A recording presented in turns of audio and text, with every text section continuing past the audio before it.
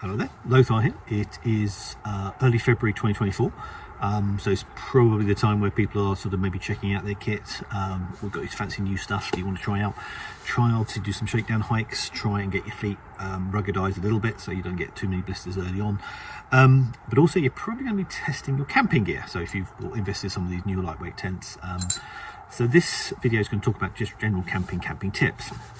Now, with the PCTA long distance permit, you are allowed to disperse camp. Now, that means you can camp pretty much anywhere within reason. They try and encourage you to use established sites if possible. But the PCTA permit doesn't necessarily mean you can camp everywhere, because in certain areas there are local restrictions. And the first one, by way of example, is at Mount Laguna. That's about mile 40. Where they have the Mount Laguna recreational area. Now that's just an area where they don't want you to disperse camp. So you'll see on Farout there'll be like a little red symbol, a little red warning triangle with an exclamation mark, and that you'll see those all that trail where restrictions apply. And in Mount Laguna's case, it just means that you can't camp between those two boundaries of where you see those red exclamation marks. There's also indications on basically little brown tent sites, so you know, the indications of tent sites. Again, there are examples there where you'll see the brown tent site, and then there'll be a little circle with a line through it, basically saying, indicating no camping, even though it looks like it is a camping site.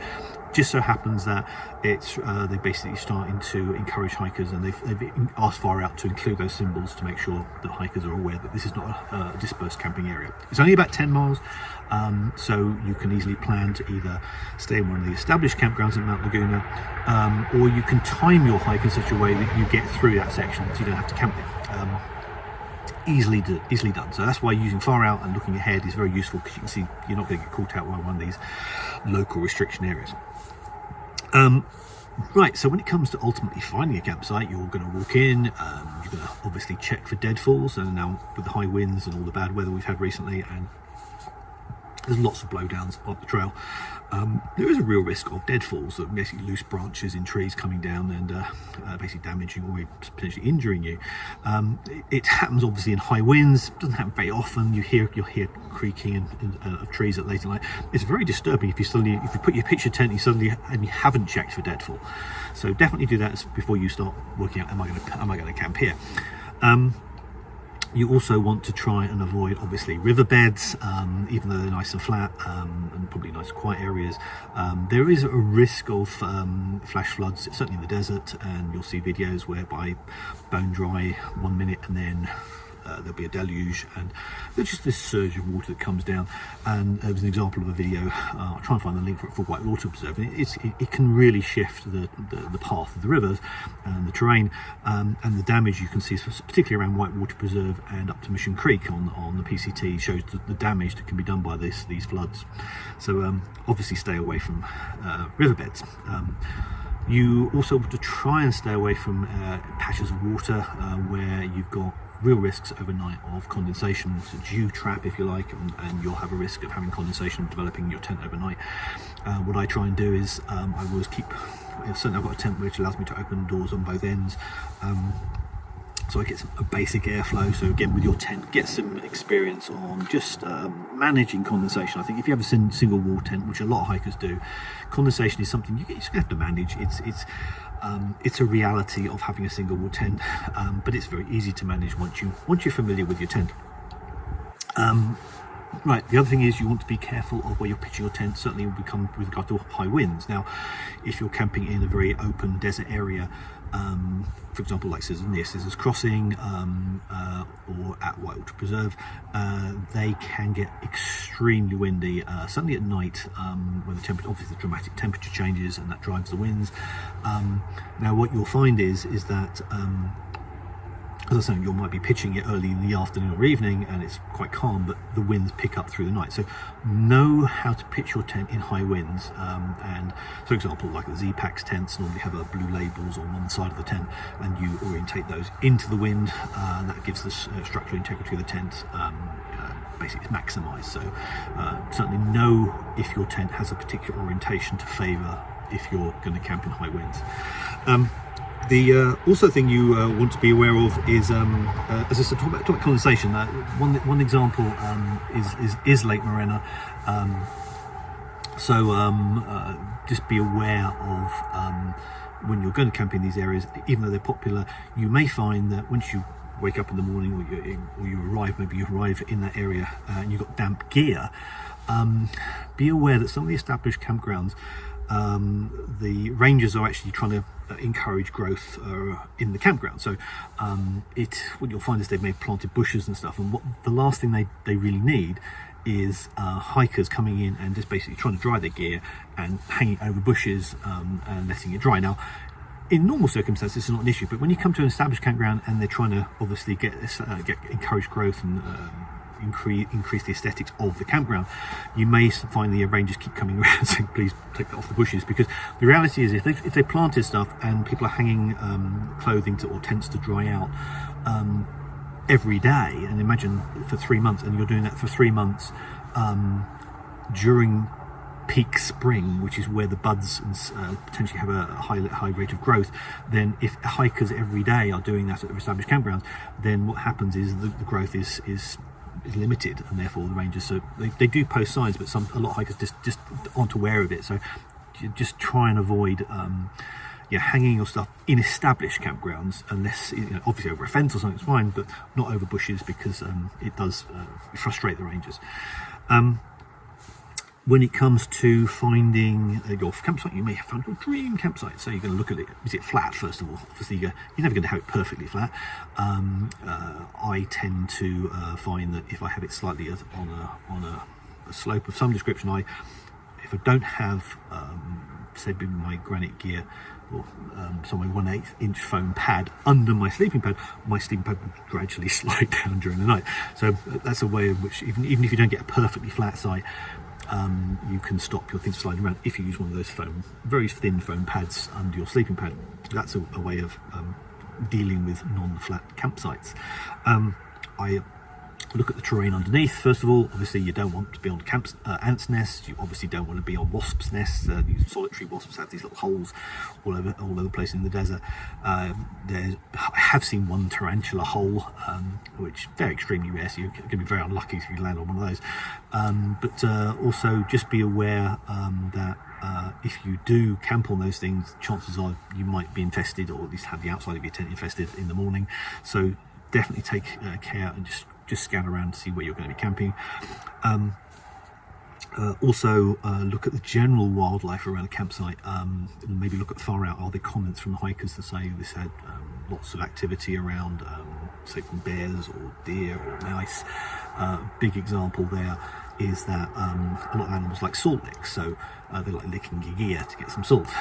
Deer in particular can be annoying, so there is a campsite near Etna, which I was warned about, and it just basically has a small population of very, very friendly deer, shall we, over friendly, and they will annoy you all through the night. So again, look at the hiker comments on Farout to make sure you're not going to be camping in an area where it's notorious for animal activity. So, as well as animal life, you also have to be aware of plant life. So, for example, be very careful of poison oak. Now, be familiar with what it looks like. First encounter you'll have on poison oak is going to be at Hauser Creek. That's probably on day one. There are regular occurrences where people will maybe go for a leave no trace, bear in the woods moment, and actually just accidentally touch some of the poison oak and come and arrive at Lake Morena, and they probably need some very simple treatment. So just be aware, Hauser Creek is notorious for poison oak. Other sort of plant life you want to be careful of is poodle dogbush. You'll hear a lot about that. It's a bush that is, I think apparently has a sort of slight smell of marijuana. That's what I've been told. I haven't noticed that myself, but it does have a very distinctive look. I will post a couple of photographs. I found a big patch just before Hikertown, and it does grow normally very fast after in sections where there's been a recent burn area, forest fire. It is also one of those plants where sometimes it does cause confusion around the identification of it, because it does actually, through its different cycle, you'll see a lot of photographs where it's blooming, but also you might be aware that when you're hiking earlier in the season, you'll maybe looking at encountering poodle dogbush before it actually blooms, and try and look at be familiar with what it looks like in both parts of its life, or main parts of its life cycle. One other thing that actually is worth mentioning something about plant life is a thing called goat heads. Now, these are basically little seed pods that have very sharp very tough spikes on, and I normally encounter those around, again, early part of the desert, probably around Lake Morona, a bit further on, and I'll post a little video which I did a couple of years ago, which just highlights how aggressive they can be, certainly digging into your shoes.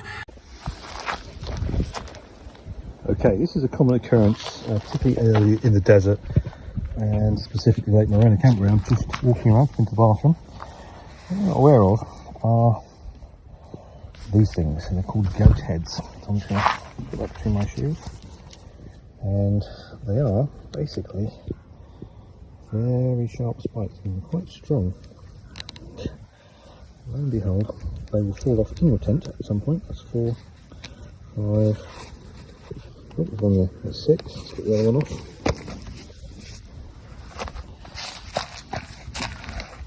It just shows how prevalent these things are. So there's one there.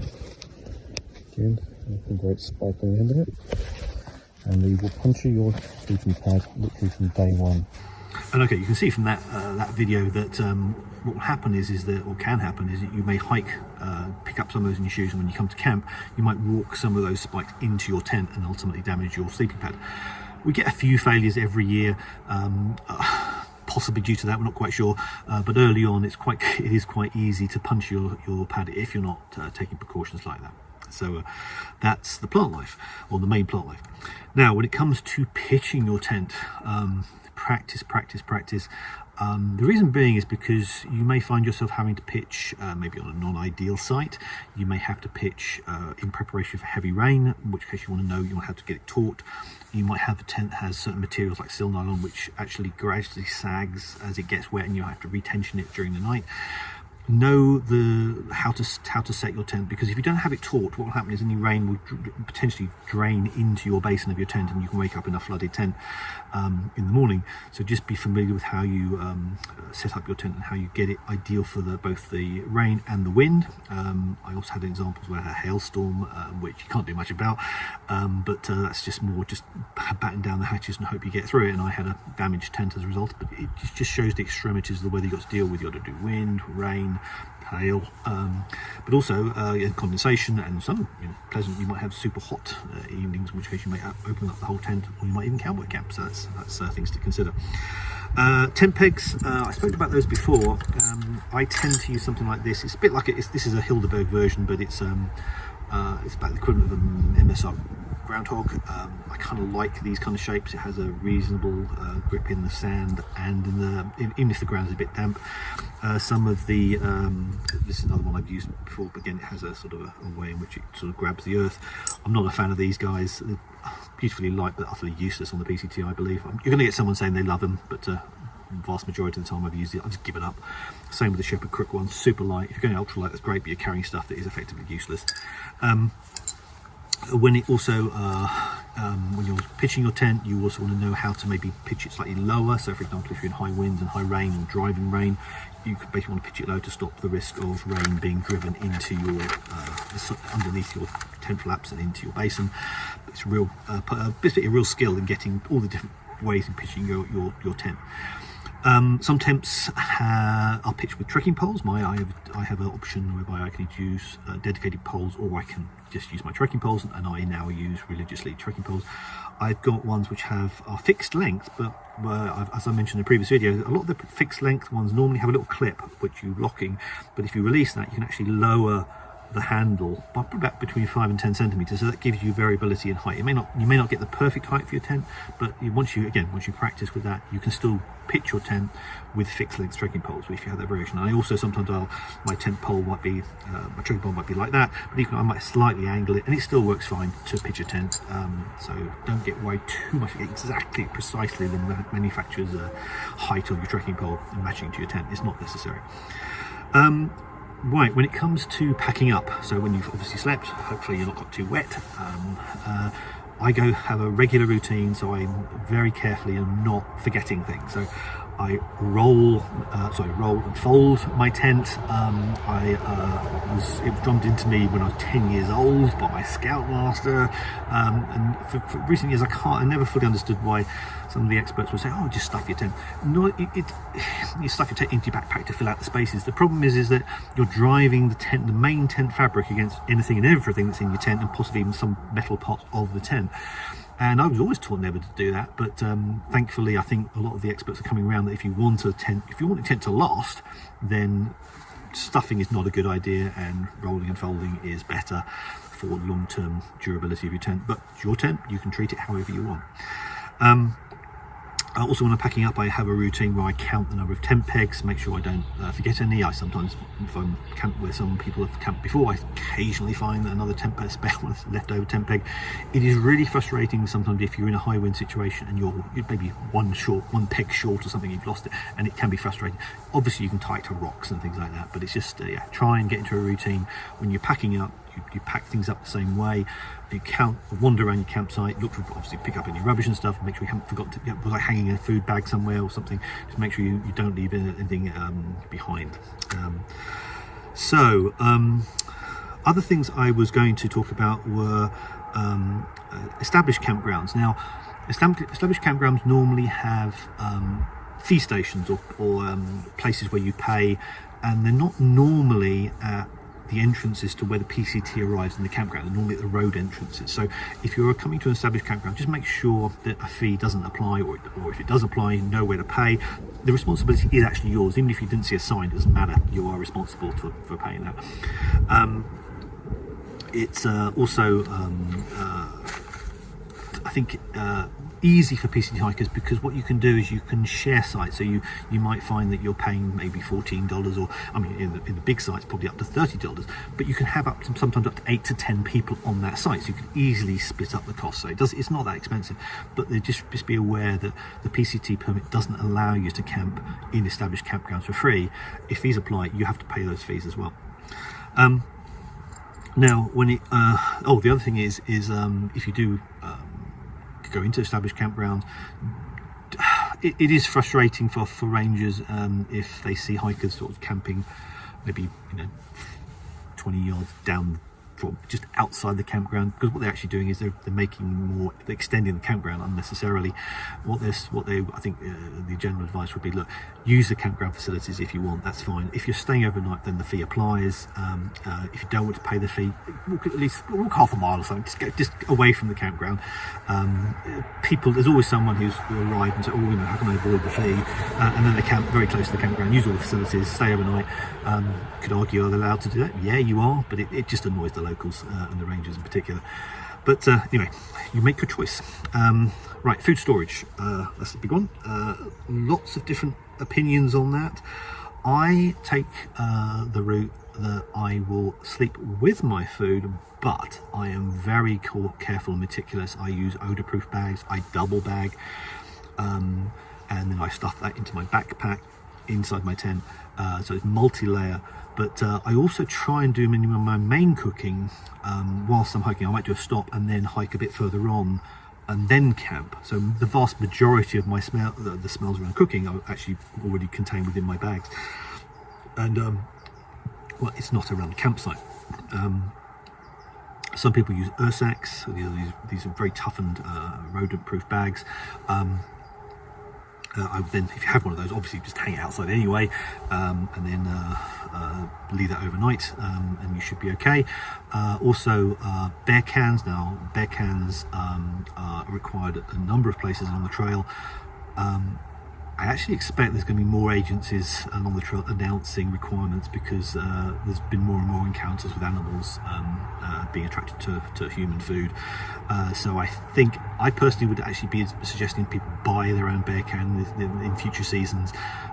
You can then shuttle it up as you want, where you want it. If there are new announcements, you're not tied to a rental agreement that you might have to then suddenly extend, and that happened one year. There's also because new areas announced requirements for bear cans. But the thing is, there's so many now initiatives whereby you can actually sort of either buy a bear camp, and then someone, an angel will buy it off you, or loan schemes, buyback schemes. I would avoid the rentals. It's just because it's not a clear-cut situation now where it's between A and B, and then you send it back. You also have the problem, you've got to, if there's any deposit deductions, you have to discuss them, or if you don't do that in person, you're basically you're running a little bit at risk. But also because this new possibility of new agency areas actually announcing, oh, we won't have a new requirement for bear camp, it's just easier now. I think just have your own, and then ultimately either pass it on to a Sobo hiker or a future hiker, or sell it to an angel. That's what I at least recommend. Right, when you're camping etiquette a little bit, just one sort of peeve I have sometimes is that people want to get up early and leave, say at 3 or 4 in the morning, so want a really early start. That's fine if it's all agreed with the campers around you, but sometimes people will roll in, usually late at night. They will make lots of noise, which I appreciate. You can't camp quietly, but then they also set an alarm for 3 or 4, wake everybody up, and let's just say some of the comments you might get being woken up from by hikers, it's just basically saying they're not too happy about you sharing your 4 a.m. wake up call. So just have some etiquette. If you're going to do that, maybe camp a bit further away so you don't wake campers up. Definitely get used to Farout, the Farout app. That is your friend in terms of camping. Looking for sites coming up. You may roll into what is your targeted campsite and it's full. Move on. You can. You just have to be flexible on PCT, and there are so many places to camp. I'll be honest with you, there are places where it is actually quite difficult to camp. So for example, if you're going through a mountainous area and then the restrictions may be limited, and you might have to get super friendly with a group of hikers just to get your tent into a small slot. But just be flexible. Don't tie yourself to, I want that campsite, and everything's going to fall apart. Your day's going to fall apart if it's not available. There are so many opportunities out there, and there are so many ways you can cowboy camp. You can, some people hammock camp. Now that's a bit more challenging, simply because there's not a huge amount of trees in certain areas, but it's doable. I understand. I've done some hammock hiking, but I've tried a little bit cowboy camping. I haven't really found that personally comfortable with all the bugs for me personally. I'm going to try it again more this year. I'm not a fan of hammock camping because I can't make it work for me long term. I can do it for short trips. I love using either my duplex tent or my altiplex tent, and with the doors fully open, I can get with a full nice breeze, and it's very comfortable. And I can also batten down the hatches completely if it gets really bad and have a rainstorm. So anyway, I hope these comments are helpful. I will probably add a few more in future videos as I recall them. I hope this and future videos are going to be helpful, and if you have any other suggestions for topics you'd like me to cover, please put it in the comments and I will try and address that in future videos. All right, speak to you soon.